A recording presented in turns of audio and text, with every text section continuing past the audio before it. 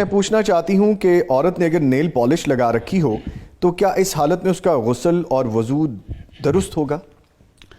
پہلی بات تو اس بہن کو یہ یاد رکھنی چاہیے کہ نماز اور عبادات جو فرض ہیں ان کے لیے طہارت شرط ہے، وضو کی صورت میں ہو یا غسل کی صورت میں جی، اور وضو اور غسل کو مکمل کرنا کتنا ضروری ہے اس کے لیے میں آپ کو نبی کریم صلی اللہ علیہ وسلم کے دو فرمان سنانے لگا ہوں۔ جی، ایک میں یہ تھا کہ نبی کریم صلی اللہ علیہ وسلم سفر میں ہیں، صحابہ کرام بھی سفر میں ہیں، اور آپ قافلے سے پیچھے پیچھے رہتے تھے تاکہ قافلے کا کوئی بندہ تھک کے پیچھے بیٹھ گیا ہے تو اس کی مدد کی جا سکے، کوئی بیمار ہے تو تیمارداری کی جا سکے، کسی کے پاس کھانے پینے کا سامان کم ہو گیا تو اس کو دیا جا سکے، تو اپنے قائد پیچھے رہتے تھے ان ضروریات کے لیے۔ آپ نے دور سے دیکھا کہ صحابہ کرام عصر کی نماز کا وقت ہو گیا تو جلدی جلدی وضو کر رہے ہیں اور ان کی ایڑیاں خشک رہ گئی ہیں، پورا وضو کر رہے ہیں لیکن اس وقت اس خدشے سے کہ وقت کام میں فٹافٹ وضو کر رہے ہیں، تو آپ نے دور سے دیکھا کہ ان کی ایڑیاں گیلی نہیں ہوئی، سوکھی رہ گئی ہیں، تو آپ نے دور سے آواز ماری ویل للعقاب من النار، یہ جو ایڑیاں خشک رہ گئی ہیں وضو پورا نہیں ہوا، ان کی وجہ سے یہ جہنم میں چلی جائیں گی۔ اللہ اکبر۔ اسبغ الوضو، وضو اچھی طرح کرو، مل مل کے اہتمام کے ساتھ کرو۔ اور ایک اور حدیث میں ہے کہ نبی کریم صلی اللہ علیہ وسلم نے ایک بندے کو دیکھا، ایک صحابی کو دیکھا کہ وہ وضو کر کے آیا ہے اور اس کے وضو والے اعضاء ہاتھ پاؤں چہرے میں کہیں ایک جگہ پر ایک ناخن کے برابر جگہ خشک رہ گئی ہے، وہاں گیلا ہاتھ نہیں لگا۔ اللہ اکبر۔ تو آپ نے فرمایا ارجع فاحسن الوضو، واپس جاؤ اور اپنا وضو اچھی طرح کر کے آؤ۔ اس کا مطلب ہے کہ اگر ایک ناخن کے برابر بھی جگہ خشک رہ گئی جی، تو اس کا وضو نہیں ہوا، اور اگر وضو نہیں ہوا تو نماز بھی نہیں ہوئی۔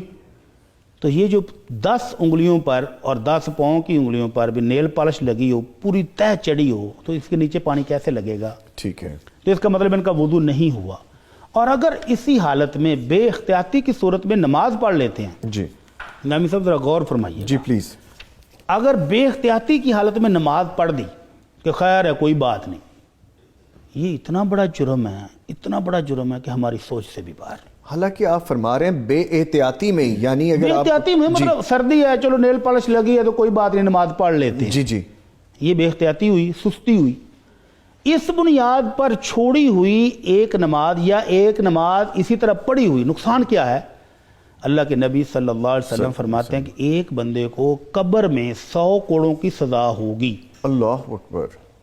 اور وہ کوڑے دنیا کے نہیں ہیں، اور مارنے والا کو دنیا کا جلاد نہیں ہے، وہ فرشتے ہیں کہ جو ایک پہاڑ کو مار دیں تو پہاڑ بھی ریت بن جائے، اس کو حکم ہے کہ اس کو 100 کوڑے مارو۔